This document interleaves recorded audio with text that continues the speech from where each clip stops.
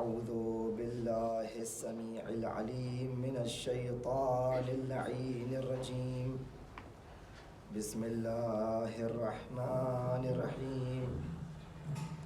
الحمد لله رب العالمين، الصلاة والسلام والتحية والإكرام على البشير النذير السراج المنير سيدنا ونبينا وشفيع المذنبين، الذي سمي في السماء بأحمد وفي الأرضين بأبي القاسم المصطفى محمد. اللهم صل على محمد وآل محمد وعلى أهل بيته الطيبين الطاهرين المعصومين المظلومين، ولا سيما بقية الله في الأرضين، واللعنة الدائمة على أعدائهم أجمعين من الآن إلى قيام يوم الدين. أما بعد، فقد قال الإمام الحسين عليه السلام: إني لم أخرج أشرا ولا بطرا ولا مفسدا ولا ظالما، وإنما خرجت لطلب الإصلاح في أمة جدي، أريد أن آمر بالمعروف وأنهى عن المنكر، وأسير بسيرة جدي وأبي علي بن أبي طالب. اللهم صل على محمد وآل محمد. حج الفرج. یہ اس عشرہ مجالس کی سیکنڈ لاسٹ اسے کہیں مجلس، اور کل کی وہ آخری مجلس ہوگی جو شام غریبہ کی ہوگی. اس پورے عشرہ مجالس میں آپ حضرات کے سامنے اس بات کو ہم بیان کرنے کی مسلسل کوشش کر رہے تھے، اور خدا سے دعا یہی ہے کہ انشاءاللہ کہ یہ ہماری کوشش آپ سب کا یہاں تشریف لانا اور مطالب کو سماعت فرمانا اللہ کی بارگاہ میں قبول ہو، اور ہم اپنی بات کو آپ حضرات تک پہنچا سکیں. ہم نے عرض یہ کیا تھا کہ یہ دین اسلام، یہ پورا دین ایسا خوبصورت نظام ہے جو خالق کائنات نے ہم لوگوں کے لیے بھیجا ہے. امام حسین علیہ السلام اس مکمل دین کے تحفظ کے لیے نکل رہے تھے. ایسا دین کہ جس کو تدریجاً 1,24,000 انبیاء لے کے آئے تھے. وہ دین کہ جس میں اول خلقت سے لے کر قیامت تک کے واقعات، وہ دین کہ جس میں کتب سماوی، وہ دین جس میں یہ اولو العزم پیغمبر کی شریعتیں، وہ دین جو خاتم الانبیاء و مرسلین کا دین تھا، وہ دین کہ جس میں قرآن تھا، جس میں ساری باتیں تھیں الہی، ان سب کا تحفظ کے لیے حسین ابن علی نکلے تھے.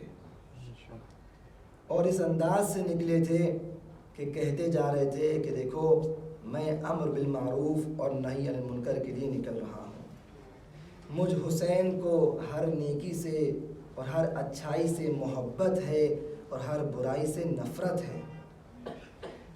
اور اس بات کو میں نے آپ کے سامنے پیش کیا تھا کہ ہم لوگ دین سے اس وقت جڑیں گے صحیح معنی میں جب ہر انداز سے ہم اپنے کو متدین بنائیں. دین کیونکہ الہی ہے، کیونکہ بہت دقیق ہے، وہ لیئرز والی بات میں نے کل بیان کی تھی، باریکیاں ہیں اس کے اندر. انسان کی زندگی کے ہر شعبے میں اللہ نے کوئی حکم دیا ہے. یہ ہو ہی نہیں سکتا کہ انسان کے لیے دین آیا ہو اور انسان کی اس حیات اور اس لائف کے کسی شعبے کو، کسی ایسپیکٹ کو خدا نے ترک کر دیا ہو اور حکم نہ بیان کیا ہو. یہ کیسے ممکن ہے؟ تو یہ تو دین ناقص ہو جائے گا. تو دین مکمل ہے، اس کے اندر سب کچھ آپ کو ملے گا. دین کے اندر ہر بات کو بیان کر دیا گیا ہے. اسی دین میں ایک بات اور بیان کی گئی ہے، سورہ یاسین کی آیت میں پڑھ چکا، بعد میں پھر پڑھ دوں. اِنَّا نَحْنُ نُحْيِي الْمَوْتَى، ہم مردوں کو زندہ کرتے ہیں.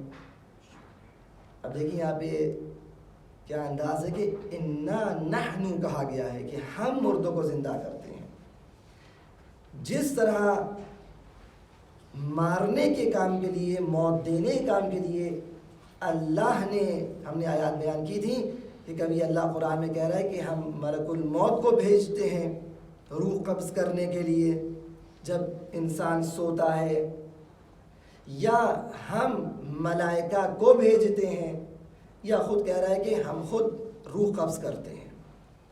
تو جس طرح ممات کے سسٹم میں اللہ بھی ہے، ملائکہ بھی ہیں، اور ملائکہ کا سردار جو ملک الموت ہیں وہ بھی ہیں، اسی طرح حیات کے سلسلے میں اللہ نے کہا اِنَّا نَحْنُ نُحْيِي الْمَوْتَى، ہم ہیں بے شک جو مردہ، ہم ہیں بے شک جو زندہ کر رہے ہیں، زندگی دے رہے ہیں. یا تو اللہ زندگی مباشرتاً دے رہا ہے، یا تو کسی ذریعے سے زندگی مل رہی ہے.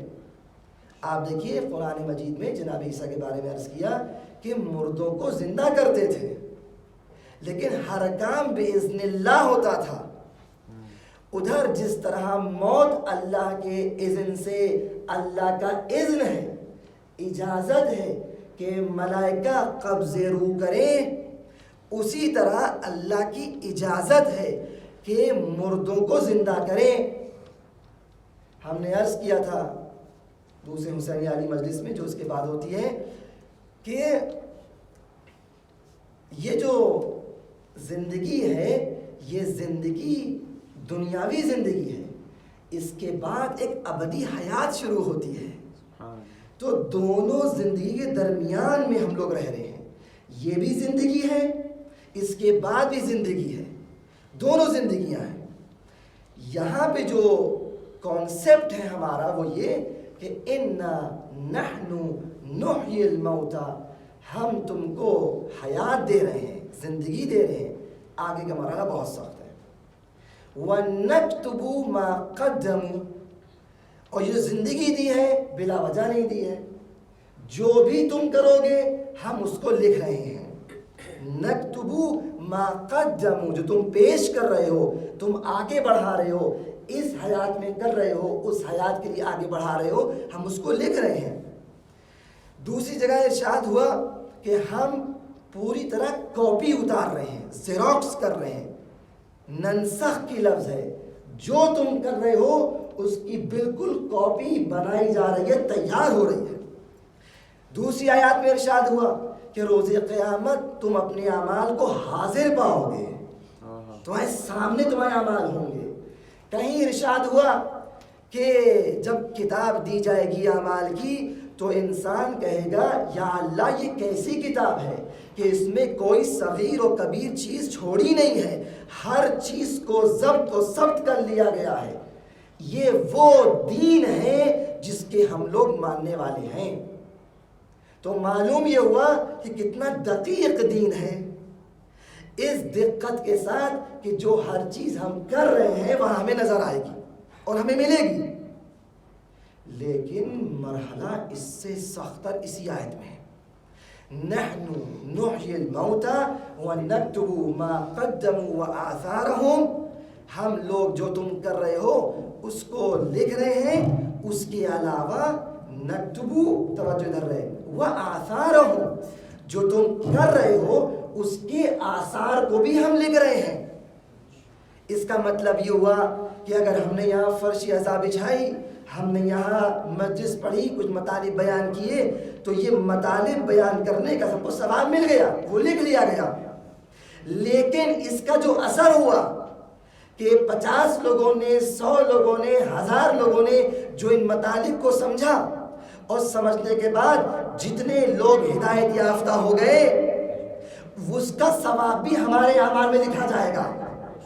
اور جہاں تک یہ باتیں منتقل کی جائیں گی اور جتنے لوگ اس باتوں سے ہدایت یافتہ ہوتے رہیں گے، مطالب ان کو ملتے رہیں گے، اہل بیت کی محبت بڑھتی رہے گی، ان سب کا ثواب اس کرنے والے کو ملے گا جس نے اس کی بنیاد رکھی۔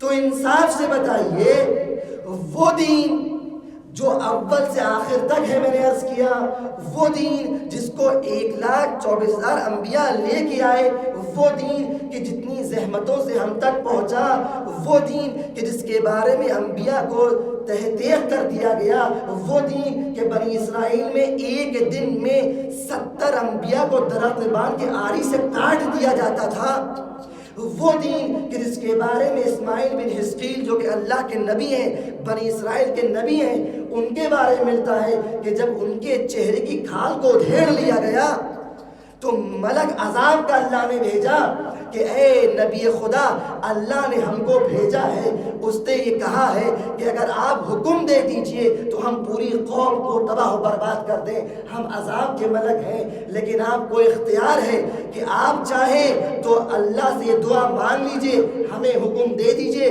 ہم عذاب نازل کر دیں گے، لیکن دوسرا آپشن یہ ہے کہ آپ اس بات کو سمجھ لیجئے کہ آپ کے ہزاروں سال بعد ایک خاتم الانبیاء آئے گا، خاتم النبیین آئے گا، اور اس کی حکومت کے بعد، اس کی نبوت کے بعد ولایت کا سلسلہ شروع ہوگا، اس میں علی ہوں گے، حسن ہوں گے، حسین ہوں گے، اور اسی حسین کی نسل میں ایک آخری مہدی آئے گا کہ جب وہ غیبت میں جائے گا اور غیبت کے بعد ظہور کرے گا تو ظہور کے بعد رجت کا زمانہ آئے گا، اس زمانے میں کچھ خاص مومنین کو اللہ زندہ کرے گا، کچھ خاص ظالمین کو زندہ کرے گا، مومنین اپنے ظالمین سے بدلہ لیں گے، اگر آپ چاہیں تو اس زمانے میں زندہ ہو سکتے ہیں۔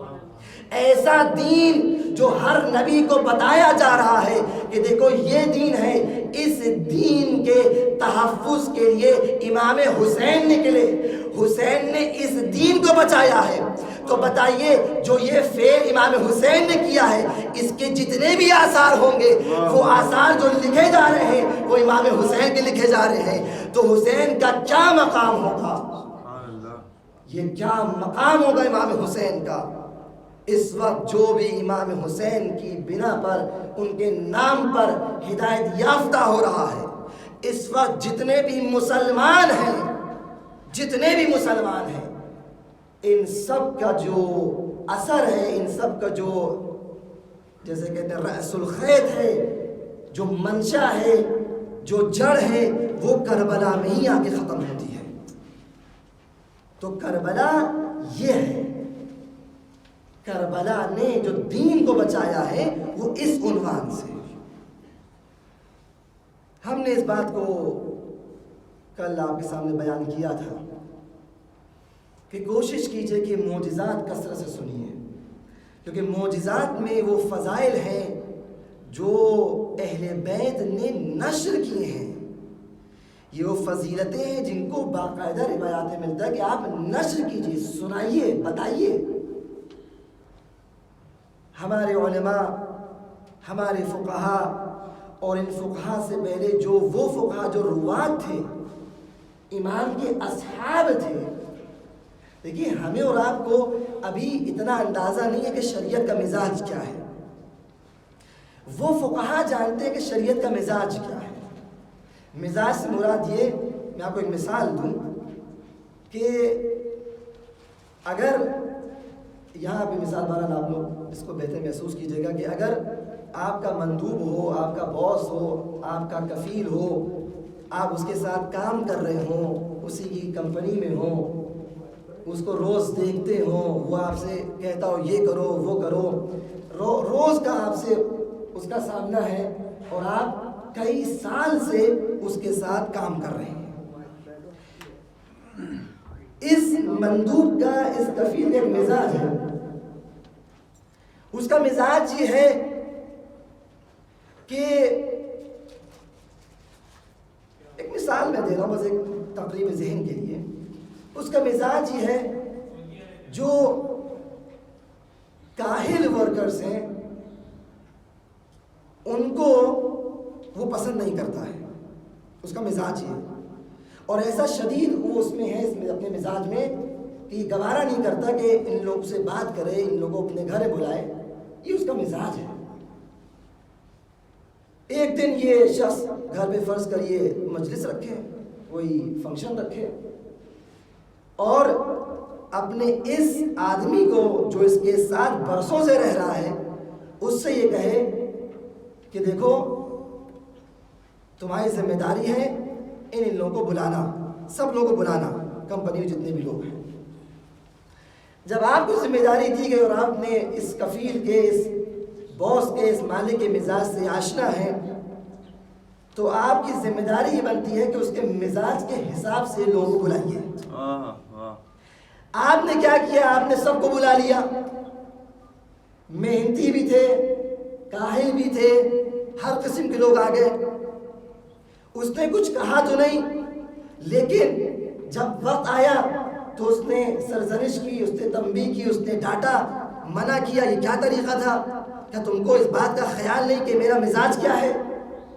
آپ کہیں گے بھئی آپ نے تو کہا نہیں تھا کہ کون کون آئے کون کون نہیں آئے، آپ نے مشخص ہی نہیں کیا، آپ کا کلام مطلق تھا، آپ نے کچھ کہا ہی نہیں تو ہم نے سب کو بلا لیا۔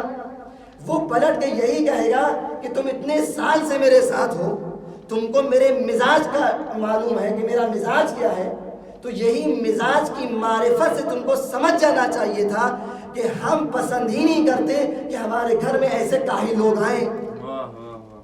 بس یہی مزاج شریعت کا فقہا سمجھتے ہیں، اور یہ فقہا اس مزاج شریعت کو دیکھ کر کچھ ایسی باتوں کو بیان کرتے ہیں کہ جس میں بہت سے لوگ دلیل مانگتے ہیں کہ شارع کی دلیل دیجئے، یہ ایسا کیوں ہے، فلاں چیز کیوں ہے، فلاں رسم کیوں ہے، فلاں کیوں کام کیا جا رہا ہے۔ یہ دلیلوں کی جگہ نہیں ہے۔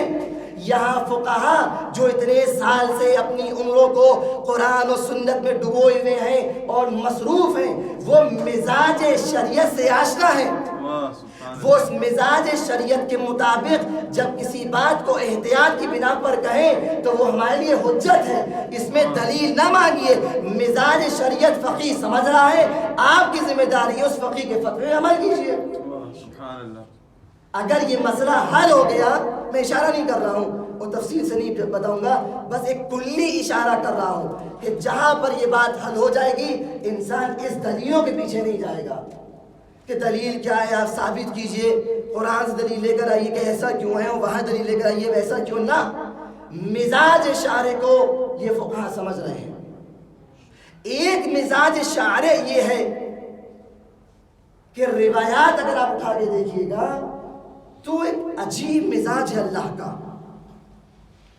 مزاج یہ ہے کہ جب بھی تم اللہ کا تذکرہ کرو تو اللہ کے تذکرے کے ساتھ ساتھ رسول خدا کا تذکرہ ملتا ہے۔ قرآن کی وہ آیات اٹھا کے دیکھیے، آپ روایات اٹھا کے دیکھیے، یہی دو مین سورس ہمارے پاس ہیں، قرآن و سنت۔ آپ اٹھا کے دیکھیے قرآن، اور قرآن کے اندر جتنی دلیلیں ہیں، روایت میں جتنی بھی آپ حدیث دیکھ لیجئے، سب کے اندر اگر آپ اجمالی جائزہ لیں گے تو ایک مزاج شریعت نظر آئے گا۔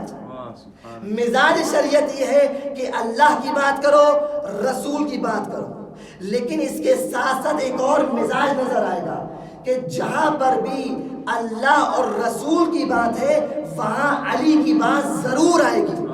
سبحان اللہ۔ آپ اٹھا کے دیکھیے کہ اطیعوا اللہ و اطیعوا الرسول واولی الامر منکم، یہاں تین چیزیں ہیں۔ اللہ کہہ رہا ہے کہ دیکھو اللہ کی اطاعت کرو، رسول کی اطاعت کرو، اولی الامر کی اطاعت کرو۔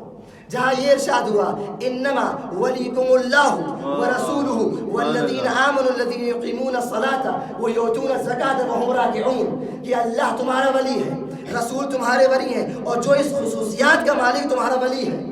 متعدد آیات اٹھا کے دیکھیے اور پھر روایات دیکھیے، آپ کو معلوم ہو جائے گا کہ مزاج شارع یہ ہے کہ اللہ بھی ہو، رسول بھی ہو اور علی بھی ہو۔ یہ تینوں کا جو مثلث بن رہا ہے، جس کو میتھس میں کہتے ہیں سب سے اسٹرانگ جو شیپ ہے وہ یہی ٹرائنگل ہے، یہی مثلث ہے۔ اسی مثلث کے سائے میں ہم کو دین کو لینا ہے۔ یہ ایسا مثلث ہے کہ جہاں پہ شہادت الہیہ بھی ہے، وہ شہادت اولا جس کو آپ شہادت الہیہ اور شہادت وحدانیت کہتے ہیں وہ بھی ہے، شہادت نبوت و رسالت بھی ہے، اور شہادت ثالثہ بھی ہے۔ یہ تینوں شہادتیں وہ ہیں کہ جو اس کے اندر آ گیا وہ اللہ کے حسن میں آ گیا۔ یہ حسن کی تعبیر کہاں سے ملی؟ حدیث سلسلۃ الذہب سے ملی ہے۔ امام رضا فرماتے ہیں کہ میں نے اپنے بابا سے سنا، انہی نے اپنے بابا سے سنا، ہوتے ہوتے انہی نے رسول خدا سے سنا، کہ رسول خدا نے جبرائیل سے سنا، جبرائیل نے اللہ سے سنا کہ کلمۃ لا الہ الا اللہ حصنی، یہ جو کلمہ لا الہ الا اللہ ہے میرا قلعہ ہے۔ فمن دخل حصنی امن من عذابی، جو اس قلعے میں داخل ہو گیا میرے عذاب سے بچ گیا۔ یہ کہہ کر امام رضا پردہ ڈال دیتے ہیں اور اونٹ آگے بڑھتا ہے، امام آگے بڑھتے ہیں اور پھر روکتے ہیں۔ محدثین کا مجمع جمع ہے، سب اس نے حدیث کو لکھا ہے۔ امام پھر پردہ ہٹاتے ہیں، فرماتے ہیں کہ دیکھو اس شبے میں نہ رہنا کہ صرف توحید کو لے کے تم چپ ہو جاؤ، صرف رسالت کو لے کے خاموش ہو جاؤ، شہادتین کو لے کے خاموش ہو جاؤ، نہ، بشرطها وشروطها وانا من شروطها۔ اس قلعے میں داخل ہونے کے بعد اللہ کے عذاب سے بچنے کی کچھ شروط ہیں، کچھ شرائط ہیں، اور میں ان شرائط میں سے 8ویں شرط ہوں کہ دیکھو جو ان شرائط کو مانے گا وہ اس قلعے میں داخل ہوگا اور اللہ کے عذاب سے بچے گا۔ ایک منطق قاعدہ یہ ہے کہ اگر آپ نے شرط کو نہیں مانا تو مشروط نہیں ملے گا۔ مشروط عذاب الہی سے بچنا ہے، شرط 12 امام ہے، بس 12 امام کو مانتے چلے جاؤ، اس مشروط تک پہنچتے چلے جاؤ گے۔ ایک صلوات پڑھے محمد و آل محمد۔ اللہم صلی علی محمد و آل محمد۔ نعرہ حیدری، نعرہ صلوات۔ یہ ساری شرائط، یہ ساری احادیث، یہ خطابت نہیں ہے، یہ مجبوری ہے کہ انسان مزاج کے حساب سے اس انداز سے باتوں کو بیان کر رہا ہے کہ اس میں لوگ نہ سوئیں، تھوڑا شور ہو، تھوڑا چیخ پکار ہو، لیکن میں کہتا ہوں یہ بھی بالکل صحیح ہے، اسی دلیل کی بنا پر جو میں 2 دن سے بیان کر رہا ہوں۔ ہر وہ کام جو اس عزا میں، اس مقصد میں معین ہو جائے اور مددگار ثابت ہو، اس کا احترام واجب ہے۔ یہ سب چیزیں ہمیں اور آپ کو سمجھنا ہے، نہیں سمجھیں گے تو کب سمجھیں گے؟ آج نہیں تو کب؟ تو آیت نے کہا کہ ہم ان چیزوں کو لکھ رہے ہیں اور جو چیزیں تم کر رہے ہو اس کے اثرات کو بھی ہم لکھ رہے ہیں۔ یہ اثرات لکھے جا رہے ہیں۔ معجزات، ایک معجزہ میں آپ کو بیان کروں، صلوات پڑھے محمد والے محمد۔ اللہم صلی علی محمد و آل محمد۔ روایت ہے کہ ایک مرتبہ جناب ختمی مرتبہ محمد مصطفیٰ اللہم صلی علی محمد و آل محمد ظاہراً ممبر پہ تھے اور مسلسل مسئلے، مسائل، احکامات سب بیان کر رہے تھے، احکام سب بیان کر رہے تھے۔ بہت دیر ہو گئی، رسالت مآب نے جب کافی دیر ہو گئی بیان کرتے رہے تو فرماتے ہیں تم لوگ سوالات کر چکے اور اب میں تم لوگوں سے سوال کروں گا۔ اصحاب مجلس بھری ہوئی، سب پریشان کہ یا رسول اللہ آپ سوال کیجئے گا اور ہم کیسے جواب دے سکتے ہیں؟ ہمیں کیا معلوم آپ کا سوال ہو ہم جواب دے سکیں، یہ کیسے ہو جائے گا؟ لیکن کہا نہ، اب ہم سوال کریں گے اور تمہیں جواب دینا ہوگا۔ اب جب رسول نے یہ کہہ دیا کہ ہم سوال کریں تمہیں جواب دینا ہوگا تو سب مان گئے۔ اب سب کے ذہن تیار کہ دیکھیں کیا سوال آتا ہے۔ رسالت میں پہلا سوال ہی کرتے ہیں کہ بتاؤ تم میں سے کون وہ ہے جو سالوں سال روزہ رکھتا ہے؟ تم میں سے کون وہ ہے جو سالوں سال روزہ رکھتا ہے، اس کو روزے کا ثواب ملتا ہے؟ تو سب خاموش۔ انہیں اصحاب کا مجمع، بڑے بڑے صحابہ، لیکن اب یہ نہیں تھی، اتنا کوئی متدین نہیں تھا کہ سالوں سال روزہ رکھے۔ کسی نے اگر روزہ رکھا بھی تو چلیے 11 مہینے رکھ لیا، 12 مہینے پورے نہ ہوئے، کچھ دن چھوٹ گئے ہوں گے، تو سب خاموش، سب کی گردنیں جھکی ہوئی۔ रसूल ने पूछा, अच्छा दूसरा सवाल मेरा ये, तुम में से कौन है जो रात भर इबादत करता है? सबके सर झुके हुए कि या रसूलल्लाह रात भर तो इबादत नहीं करते, हम रात भर कुछ ना कुछ सो भी जाते हैं, अगर इबादत की तो कुछ दिन कर ली, लेकिन साल भर हर रात इबादत कोई नहीं करता है।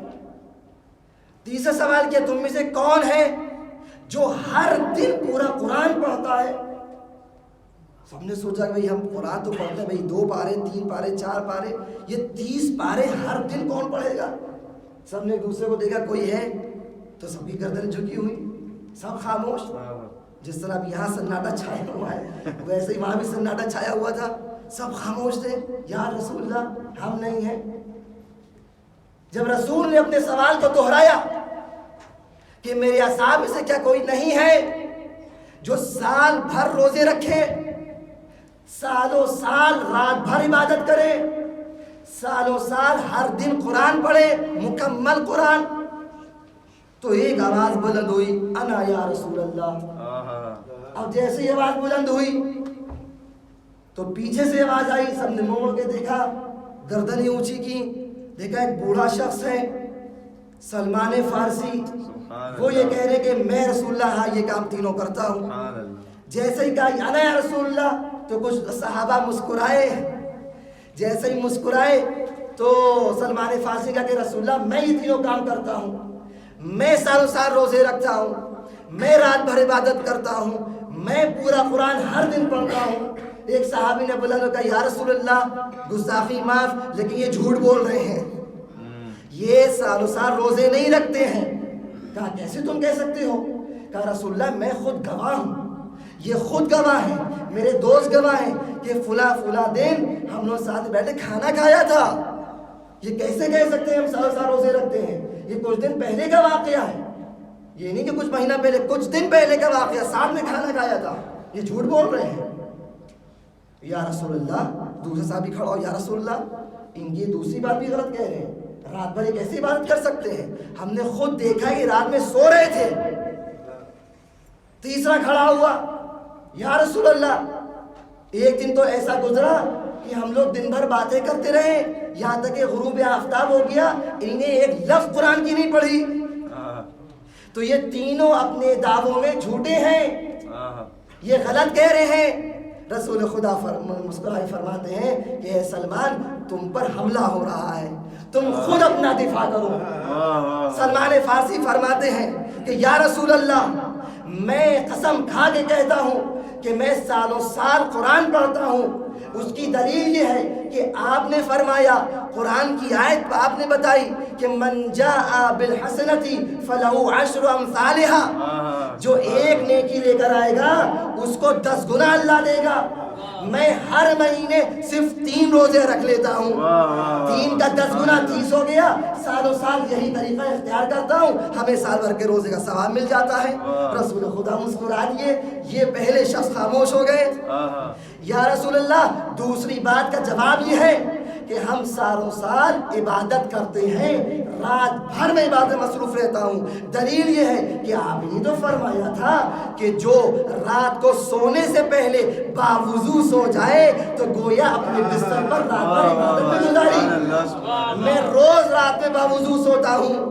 या रसूलल्लाह तीसरी बात ही बिल्कुल सही है, आप ये फरमाया था कि जो एक बार सूरह तौहीद पढ़ेगा उसको एक सूरह तौहीद का सवाब मिलेगा, लेकिन जो 3 बार पढ़ेगा उसको पूरे कुरान का सवाब मिलेगा। लिहाजा मैं ये अमल करता हूँ और इन तीनों चीज़ों बिल्कुल सादिक आता हूँ। फिर फरमाते या रसूलल्लाह लेकिन आपने इस हदीस को मुकम्मल भी किया था, आपने फरमाया था कि मेरी उम्मत में अली की मिसाल सूरह तौहीद की तरह है। या रसूलल्लाह आपने फरमाया था कि मेरी उम्मत में अली की मिसाल सूरह तौहीद की तरह है।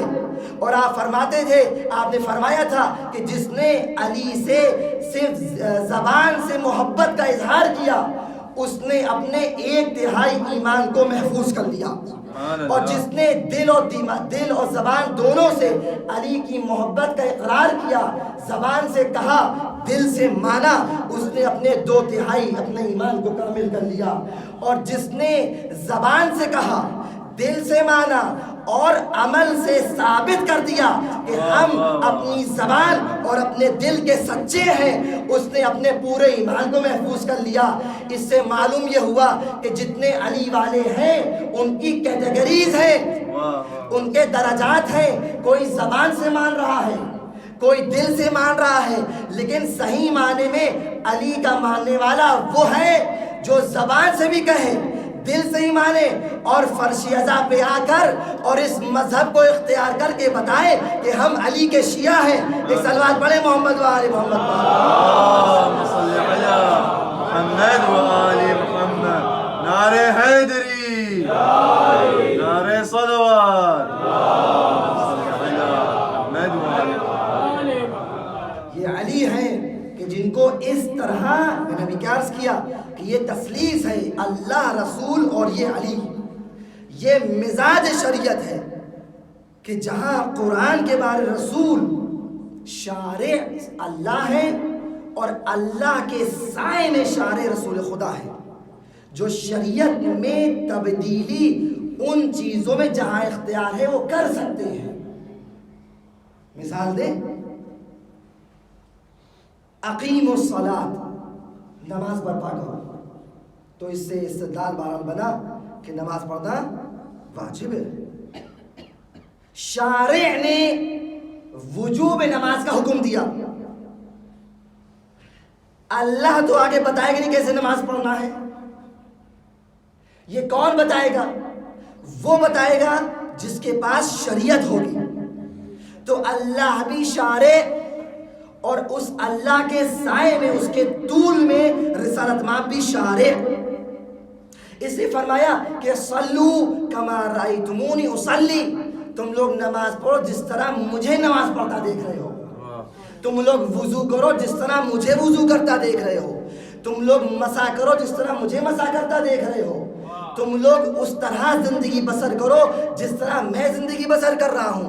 اسی لیے سنن النبی کتب ہماری تاریخ میں ہمارے علماء موجود ہیں، اور یہ بہت انٹرسٹنگ اور بہت زبردست اور ضروری موضوع ہے جو آپ حضرات کو پڑھنا ہے۔ میں نے کیا کہا تھا کہ مطالعہ کیجئے رسول کی سنت کیا ہے، سنن نبی ہے کیا، سنن ائمہ، سنت کی جمع سنن، رسول کی سیرت کیا ہے، سنت کیا ہے، کیا پہنتے تھے، کیا کرتے تھے، ناخون کیسے کاٹتے تھے، داڑھی کیسے اپنی انداز سے رکھتے تھے، بال کیسے کاٹتے تھے، وضو کیسے کرتے تھے، بستر پہ کیسے جاتے تھے، محراب میں کیسے جاتے تھے، ہر بات سنتیں موجود ہیں، مطالعہ کیجئے۔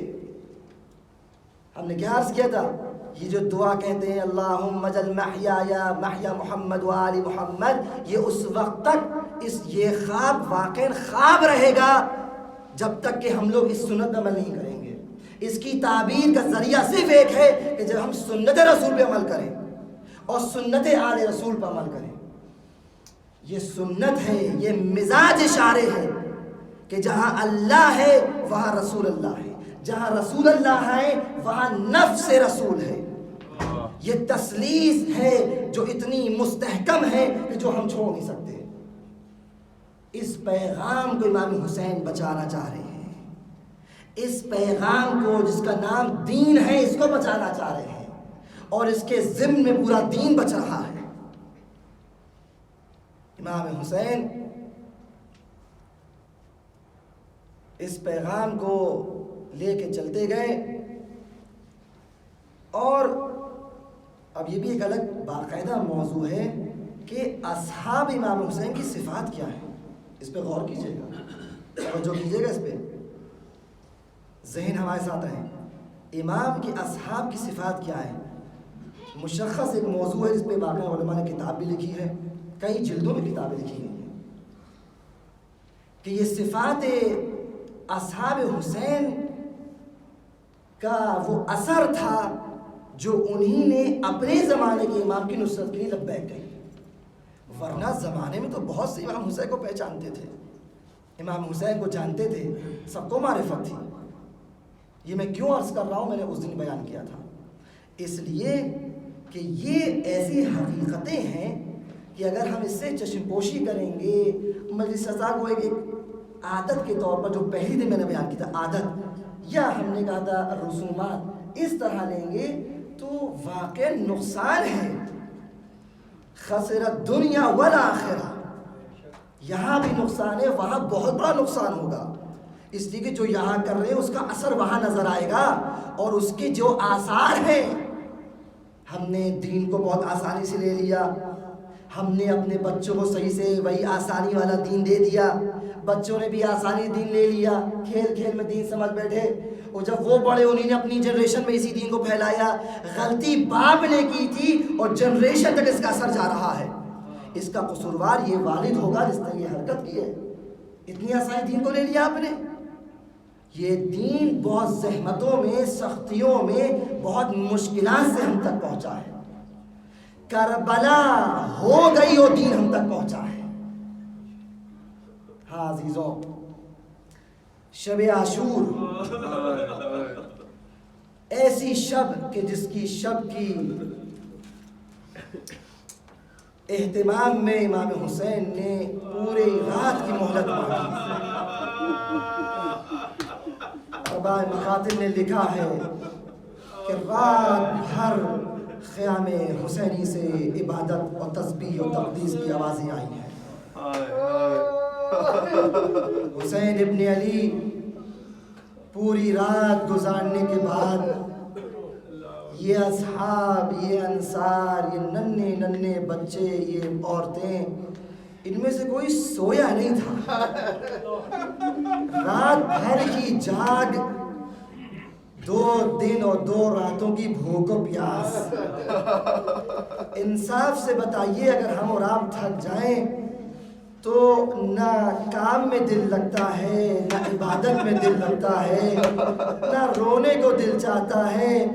مصیبت کی گھڑی ہوتی ہے، انسان رونا چاہتا ہے، لیکن جسم کا عالم یہ ہوتا ہے کہ تھکن ہوتی لہذا رونا نہیں آتا. لیکن وہ اصحاب کہ مسلسل اللہ کی عبادت میں مصروف، گریہ و زاری کی آوازیں بلند ہیں.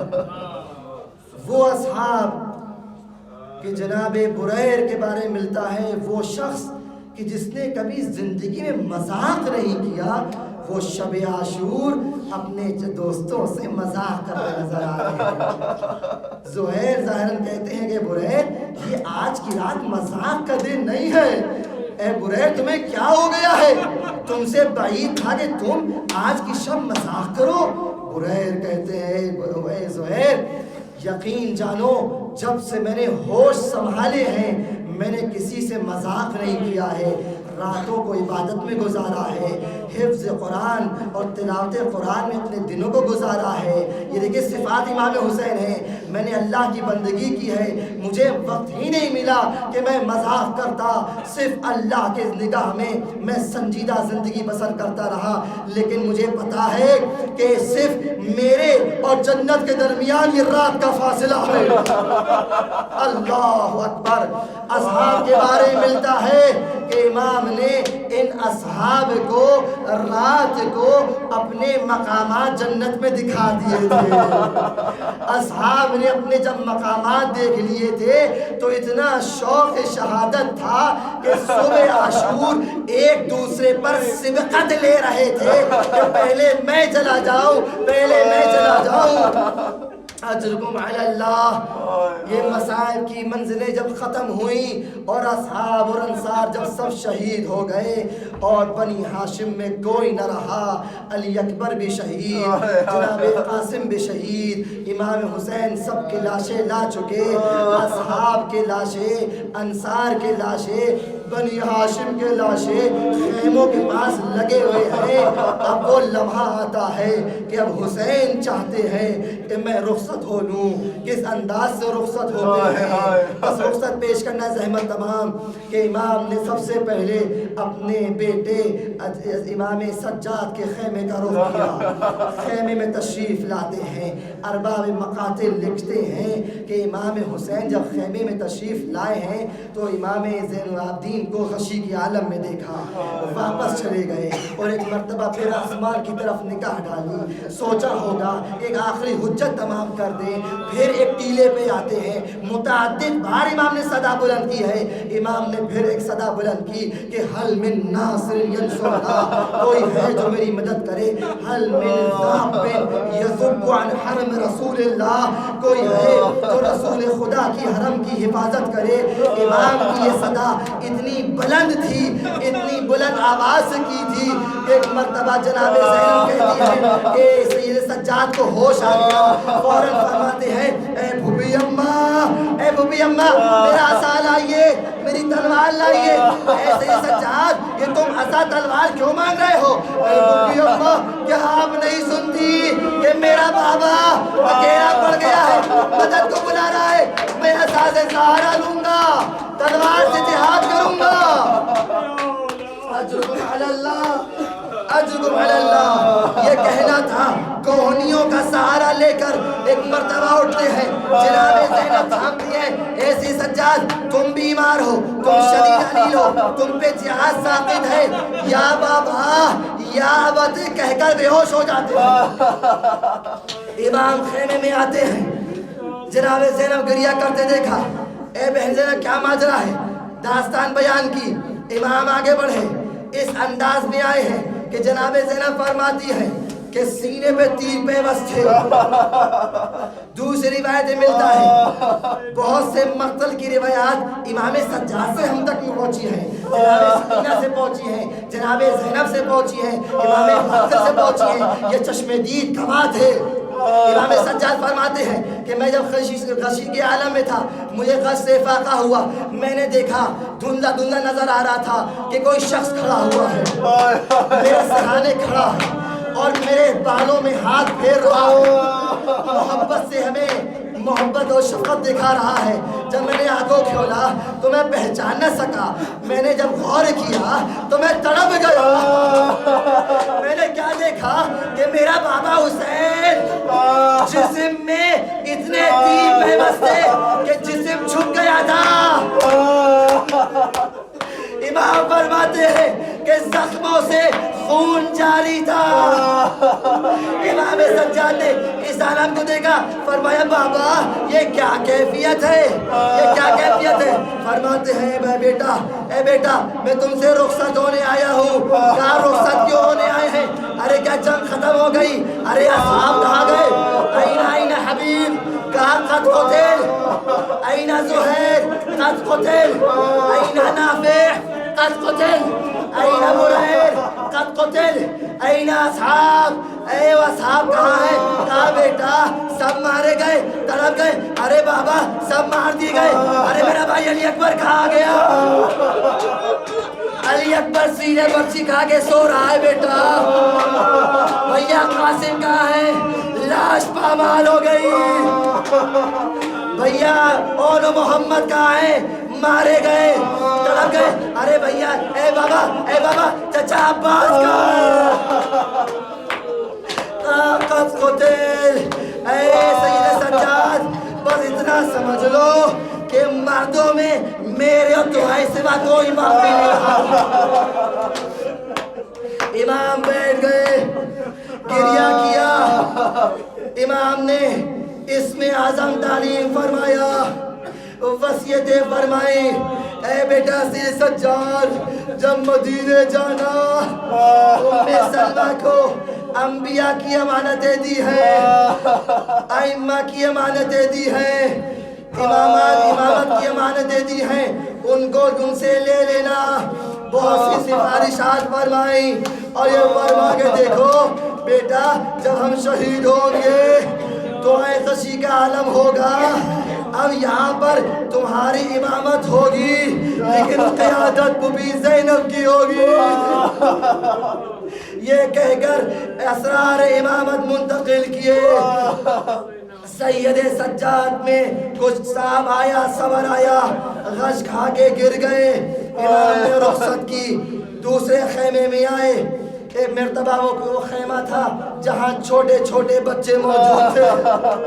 وہ بچے جو اب تک اپنی آنکھوں سے لاشیں دیکھ رہے تھے، ننھے بچے ایسے خوفناک منظر کو دیکھ رہے تھے کہ کبھی کسی کو تیر لگ رہا ہے، کبھی کسی کو نیزہ لگ رہا ہے زخموں سے چور چور.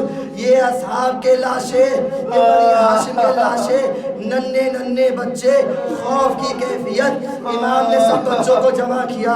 بچوں آؤ, بچوں میرے پاس آ جاؤ. کچھ ایسے یتیم تھے کہ جن کے سروں پر ہاتھ پھیرا, کچھ ایسے یتیم تھے جن کے ہونٹوں کے بوسے لیے, کچھ ایسے بچے تھے جن کو گلے سے لگایا. سب بچوں سے الوداع کہی, بچوں میں جا رہا ہوں, خدا حافظ.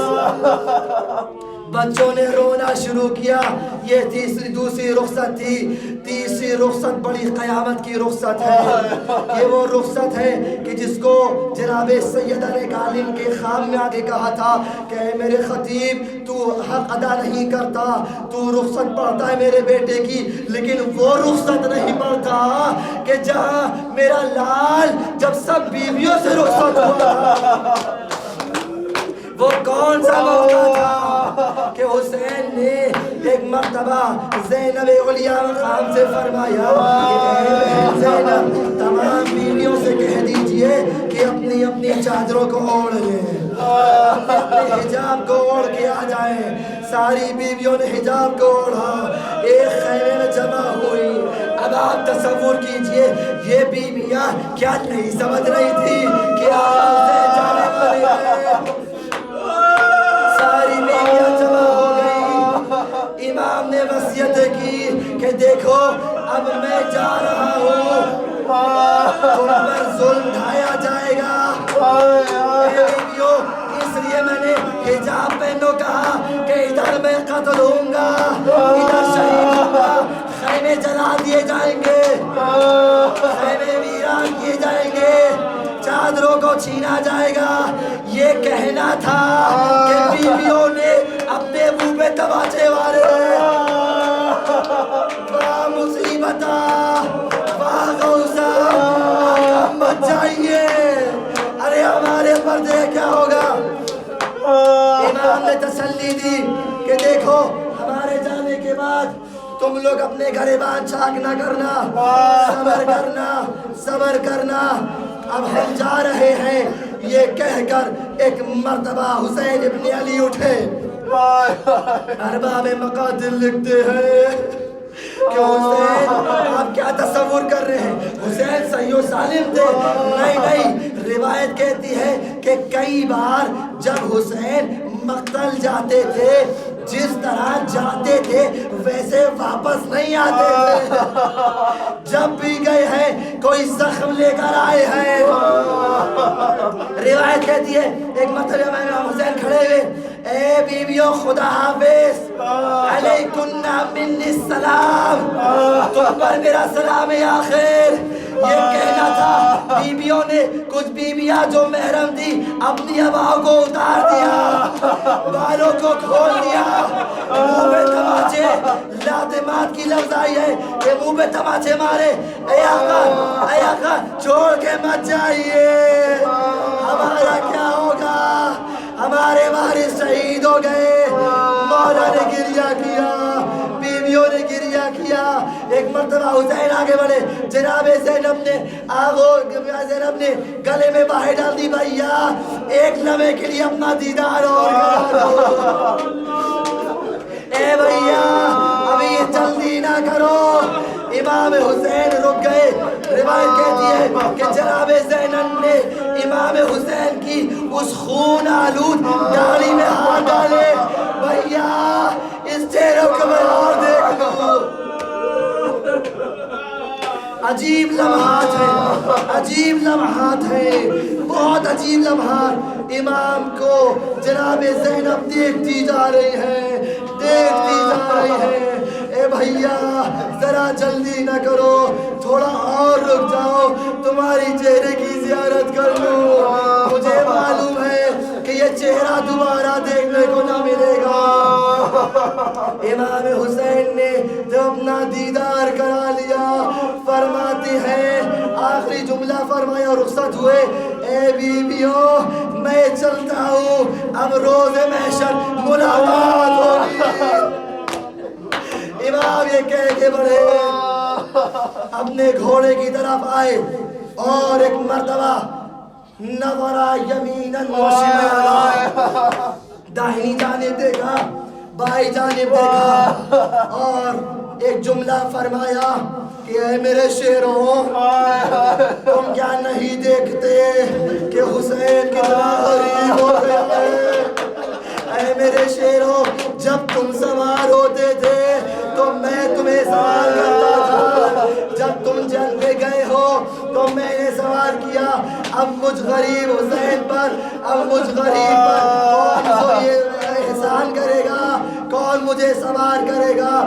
اس منظر کو جناب زینب نے دیکھا، دوڑتی آگے آئی، اے بھیا ابھی زینب زندہ ہے۔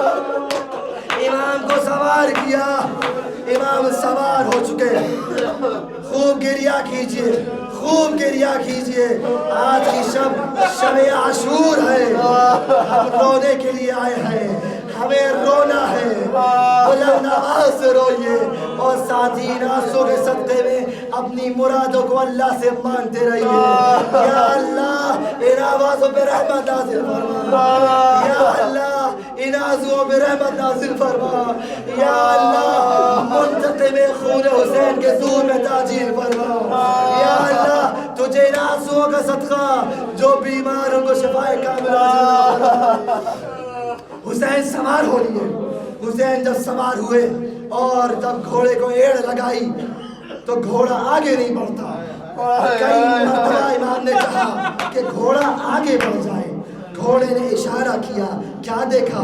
ننھی سکینہ گھوڑوں کے پاس سے ملتے ہوئے یہ کہہ رہی ہے کہ اے میرے بابا کے گھوڑے، دیکھو تو جس کو بھی لے گیا ہے وہ گیا ضرور ہے لیکن زندہ واپس نہیں آیا۔ میں نہیں چاہتی کہ میرا بابا حسین مقتل میں چلا جائے، میں نہیں چاہتی، میں نہیں چاہتی اپنے چچا عباس کی طرح اپنے بابا کو کھو دوں۔ اے میرے وفادار گھوڑے، میرے بابا کو نہ لے جا۔ یہ منظر دیکھ کر حسین نیچے اترے، سینے سے لگایا، تسلی دی، خدا حافظی کی۔ امام میدان جنگ میں آئے، میدان کارزار میں آئے، بس لمحات آخری ہے زحمت تمام۔ امام نے جنگ شروع کی، لیکن جب جنگ کرتے جا رہے تھے تو ایک مرتبہ جنگ کرتے کرتے رک گئے، ادھر رکے اور خیام کا رخ کیا جہاں تمام لاشیں تھیں، اور یہ فرمایا اور شروعات اس نام سے کی ہے جو کوفے کا شہید تھا، اے مسلم کہاں ہو، اے نافع کہاں ہو، اے حبیب کہاں ہو، ارے آؤ دیکھو مجھ بوڑھے کی جنگ کو دیکھو۔